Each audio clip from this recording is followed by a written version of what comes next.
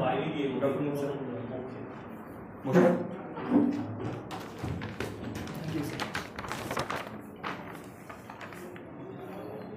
শুভজিৎ ঘোষ। হ্যাঁ স্যার। কোথা থেকে আসছেন? আমি হুগলি জেলার রিষড়া থেকে আসছি। আচ্ছা, আপনার এডুকেশনাল ব্যাকগ্রাউন্ড নিয়ে কিছু বলুন। স্যার আমি 2015 সালে মাধ্যমিক, 2017 সালে উচ্চ মাধ্যমিক এবং 2020 সালে বিকম অনার্সে উত্তরপাড়া রাজা প্যারিমোহন কলেজ থেকে গ্র্যাজুয়েশন পাস করেছি। আপনার স্ট্রেংথ কী কী আছে বলে আপনার মনে হয়? স্যার আমার স্ট্রেংথ বলতে আমি অনেস্ট এবং পরিশ্রমী এবং হার্ডওয়ার্কিং পরিশ্রমী এবং আমার মধ্যে ডিসিশন মেকিং পাওয়ার আছে। আচ্ছা, এবং লিডারশিপ কোয়ালিটি আছে। Can you give me some instance about your honesty? Sir may I speak in Bengali? হ্যাঁ। স্যার আমি সে অনেক ক্ষেত্রেই হয়েছে যে তেমনভাবে তো হয়নি, কিন্তু কোনো সময় দোকানে কিছু কিনতে গেলে দোকানদার আমাকে বেশি পয়সা দিয়ে দিল, সেখানে আমি সবসময় নিজের সততা দেখেছি। আচ্ছা, আপনার জন্ম তারিখ কত?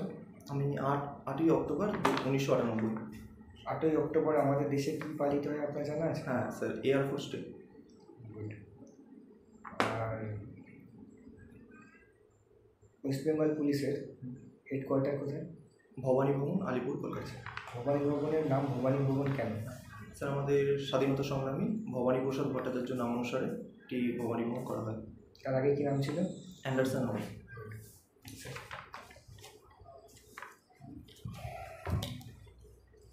শুভজিৎ ঘোষ।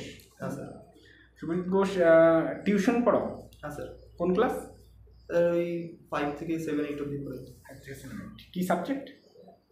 ইতিহাস, ভূগোল, বাংলা মেন। আমাদের ওদিকে মেন একটু ওই যে আর্থিকভাবে অনেকে সক্ষম না, তো পুরো সব আলাদা আলাদা সাবজেক্ট দেওয়া, তো অল সাবজেক্টই পড়ে। অল সাবজেক্ট পড়ে।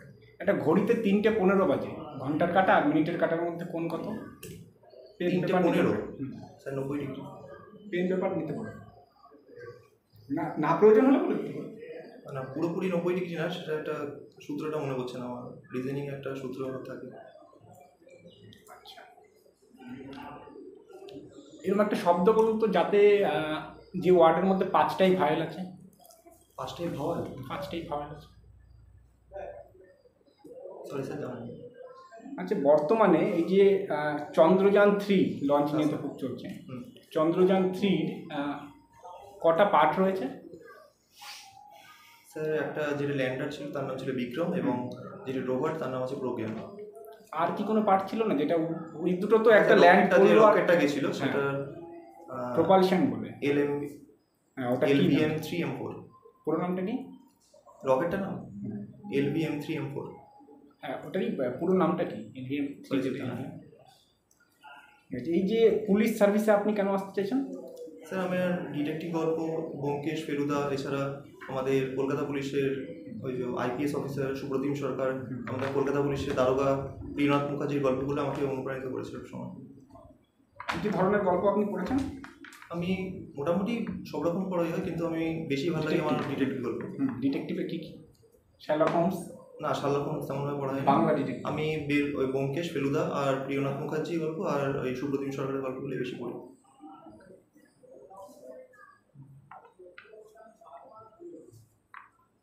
আবার অপটিমিস্টিক লিখেছেন, এর অ্যান্টোনিম কি? পেসিমিস্টিক। বানান বলুন তো। কোনটা, অপটিমিস্টিক না পেসিমিস্টিক? PESSIMISTIC। ঠিক আছে, অন্যান্য আপনি করুন। আচ্ছা, একটা ধরুন ক্লাস 7-এর স্টুডেন্ট, তাকে আপনি গোলক আর বৃত্ত কি করে পার্থক্য বোঝাবেন? গোলক হচ্ছে, যদি বোঝায়, গোলক হচ্ছে এমনি 2D ফর্মে, যেটা বোঝাবো নর্মাল একটা গোল করে দেওয়া, আর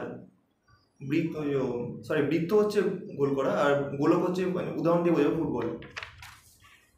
সে তো 2D 3D। না, তাকে বোঝাবো যে বৃত্ত হচ্ছে নর্মাল যদি আমরা কোনো কিছু গোল করে দিই পেন্সিল দিয়ে, আর বৃত্ত আর গোলক হচ্ছে যেটা ফুটবল টাইপের বোঝানোর জন্য উদাহরণ দিয়ে আমরা বোঝাবো। আমাদের বাড়িতে যে খাদ্য লবণ, তার রাসায়নিক নাম এবং সংকেত কি?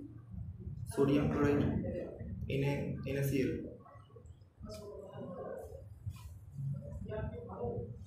জিঙ্কের পরমাণু ক্রমাঙ্ক কত? সরি ম্যাম জানেন না। আপনার হবি কি? স্যার আমার হবি হচ্ছে ডিটেকটিভ গল্পের বই পড়া। আপনার এইচএসে কী কী সাবজেক্ট ছিল? এইচএসে আমার ছিল বাংলা ইংলিশ তো compulsory, accountancy, costing, computer application, business study, আর অ্যাকাউন্টেন্সি, কস্টিং, বিজনেস স্টাডি আর কম্পিউটার অ্যাপ্লিকেশন। কমার্সে।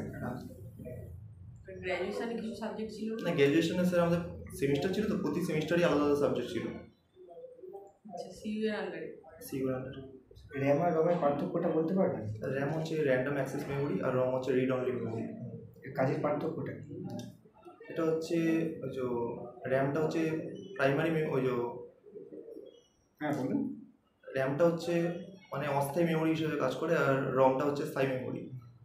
তাহলে ক্যাশ মেমোরির কাজ কি? Sorry sir. আচ্ছা, আপনার যে হবি ডিটেকটিভ বই পড়া, কিন্তু আপনি সেটাকে 3টে বা 4টে রাইটারের মধ্যে সীমাবদ্ধ রেখে আপনার হবির পরিধিটা অনেকটা ছোট করে ফেলছেন না? না স্যার, সেরকম মনে করি না, কিন্তু একটা আমার তো এখনও অনেক সময় পড়ে আছে, আমি পড়ে পরবর্তীকালে সেগুলিও পড়ার চেষ্টা করবো। আচ্ছা বেশ। গোয়েন্দা পিঠের কয়টা ভাগ আছে আপনার জানা আছে? তিনটে মতো। রিকশা দিয়ে জন্য বিখ্যাত। ঈশ্বর স্যার, ঈশ্বরের প্রথম পাঠকল স্থাপিত হয় কত সালে? 1855। কোন কোম্পানি করে জানো? Wellington jute mill. ঠিক আছে। আচ্ছা, আমি আর হুগলির বিখ্যাত কয়েকজন মানুষের নাম বলুন। স্যার ম্যাম রাজা রামমোহন রায়, মহসিন শরৎচন্দ্র চট্টোপাধ্যায়। আচ্ছা, কোথায় বাড়ি শরৎচন্দ্র? শরৎচন্দ্র চট্টোপাধ্যায় হচ্ছে দেবানন্দপুর, কোথায় সেটা? আমাদের হুগলির জায়গাটা ঠিক জানা। আচ্ছা, আর কতগুলো বলুন বিখ্যাত মানুষ শরৎচন্দ্র বললেন। একজন হচ্ছে মহসিন, আমার পুরোপুরি নামটা মনে হচ্ছে না, যিনি ইমামবাড়ার তার জন্য বিখ্যাত, আর মনে হচ্ছে না। আচ্ছা, হুগলির কিছু পর্যটন শিল্প এরকম কিছু আছে? পর্যটন শিল্প বা কিছু দর্শনীয় স্থান আছে, যেমন আমাদের তারকেশ্বর আছে, আমাদের মহাদেবের জায়গা, ব্যান্ডেল চার্চ আছে, তারপরে ইমামবাড়া আছে। স্ট্যাগফ্লেশন নাম শুনেছেন? স্ট্যাগফ্লেশন? একটা সমস্যা। আচ্ছা, আমার লাস্ট কোয়েশ্চেন আছে। আপনার যে সুপারভাইজার, তিনি আপনাকে এমন একটা অর্ডার দিলেন যেটা অনৈতিক, কিন্তু যেহেতু উনি আপনার থেকে উচ্চপদস্থ এবং আপনাকে সেই অর্ডারটা দিয়েছেন, আপনাকে সেটা করতে বলা হলো, আপনি সেই মুহূর্তে কী করবেন? তাই যেহেতু আইন তো সবার জন্য সমান, কিন্তু যতই আমাকে আমার সুপিরিয়র বলুক যে কোনো অনৈতিক কাজ করতে, আমি সেভাবে করবো না। এবং এবার তিনি যেহেতু আমার সিনিয়র, আমি তাকে বোঝাতেও পারি না, তাহলে আমি মানে তার যে উপরে কর্তৃপক্ষ আছে তাকে এই ব্যাপারটা জানাবো যে আমি কোনো রকম অনৈতিক কাজের সাথে যুক্ত থাকবো। আচ্ছা, আইন তো সবার জন্য সমান বলেন, আপনার জন্য যে আইন, আমাদের যে মুখ্যমন্ত্রী তার জন্য কি সেম আইন? হ্যাঁ স্যার, আইন বলতে তাদের সবার জন্য আইন সমান। অপরাধ যদি যে কেউ করুক না কেন, অপরাধ সমান। রাষ্ট্রপতির বিরুদ্ধে আপনি ফৌজদারি মামলা করতে পারেন? হ্যাঁ, রাষ্ট্রপতি? না স্যার, রাষ্ট্রপতি আর রাজ্যপালের বিরুদ্ধে করা যাবে। আপনি তো বলেন আইন সবার জন্য সমান। এটাকে একটা টার্ম দিয়ে ডিফাইন করা হয় যে এদের জন্য সমান না, সেটা কি বলে জানা আছে? স্যার টার্মটা জানি না, কিন্তু জানি যে রাষ্ট্রপতি আর রাজ্যপালকে এই 5 বছরের টার্মের সময় কিছু করা যাবে না তাদের বিরুদ্ধে। জানি না স্যার। এটা কোন আর্টিকেলে আছে? Equality before law. Equality before law, article 14। আচ্ছা, আমাদের যে বাক স্বাধীনতা, সেটা কত নম্বর আর্টিকেলে রয়েছে? আর্টিকেল 19। আচ্ছা, এর কটা ভাগ আছে বলতে পারবেন? 6টি। যে সংখ্যাগরিষ্ঠ যারা রয়েছেন বা সংখ্যালঘু, ওনাদের জন্য বিশেষ কিছু আর্টিকেল রয়েছে, কত থেকে কত বলতে পারবেন? সংখ্যালঘুদের জন্য 18, ওই যে চেষ্টা করতে পারি। হ্যাঁ, আর্টিকেল 28 আর ওই যে 29-30 কাছাকাছি যাচ্ছে। 25 থেকে শুরু, 30 শেষ। 25 থেকে ওইগুলো ধর্মীয়, রিলিজিয়াস অ্যাফেয়ারে। আচ্ছা, আপনি কলকাতা পুলিশে এলে কলকাতা পুলিশ আপনার থেকে কোন কোন সার্ভিসটা ভালো পাবে? কলকাতা পুলিশে এলে আমি যেমনভাবে আইন শৃঙ্খলা, আমি বিশেষ করে আমি সোর্স বাড়াবো, কারণ সোর্সের পরিমাণ যত বেশি হবে তত আমি এলাকা সম্পর্কে ওয়াকিবহাল থাকবো, আইন শৃঙ্খলা রক্ষা করা সম্ভব হবে। এছাড়া কমিউনিটি পুলিশিংয়ের মাধ্যমে পুলিশের সাথে সাধারণ মানুষের একটা ভালো যোগাযোগ রাখবো, যাতে পুলিশের প্রতি তাদের বিশ্বাসটা জন্মায়। সোর্সকে টাকা দেবেন কোথা থেকে? স্যার সোর্স সোর্স অনেক অনেক কাজ করবে না। না, এই পুলিশের ডিপার্টমেন্টে থাকে এটা যে সোর্স থাকলে সোর্সই সব খবর দেয়। না সে তো ঠিক আছে, আপনি সোর্স বাড়াবেন, টাকা দেবেন কোথা থেকে? পকেট থেকে দেবেন আপনি? সেই সরকার ক্ষেত্রে তো কোনো টাকা দেবে না। স্যার সেক্ষেত্রে শুনেছি যে ডিপার্টমেন্ট থেকে কিছু টাকা থাকে কিন্তু যেটা সোর্সকে দেওয়া হয়। আচ্ছা, কলকাতা পুলিশের বিশেষ কিছু প্রকল্প আছে নারীদের জন্য, সেগুলো একটু বলুন। একটা হচ্ছে দামিনী, যে মেয়েদের ফুটবল খেলার। একটা হচ্ছে সুকন্যা, যেটা স্কুলের ওই যে সেলফ ডিফেন্সের জন্য শেখানো হয়। একটা হচ্ছে তেজস্বিনী, একটা হচ্ছে 12 থেকে 45 বছরের মেয়েদের সেলফ ডিফেন্স শেখানো হয়।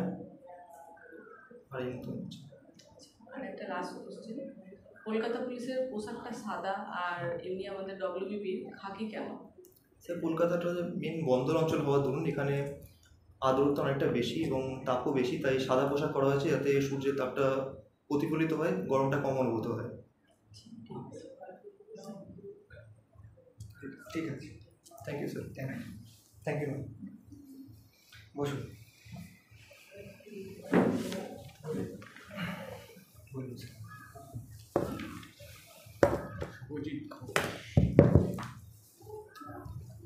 আপনার ওভারঅল ইন্টারভিউ ভালো হয়েছে, যথেষ্ট কনফিডেন্স আছে, নলেজ আছে।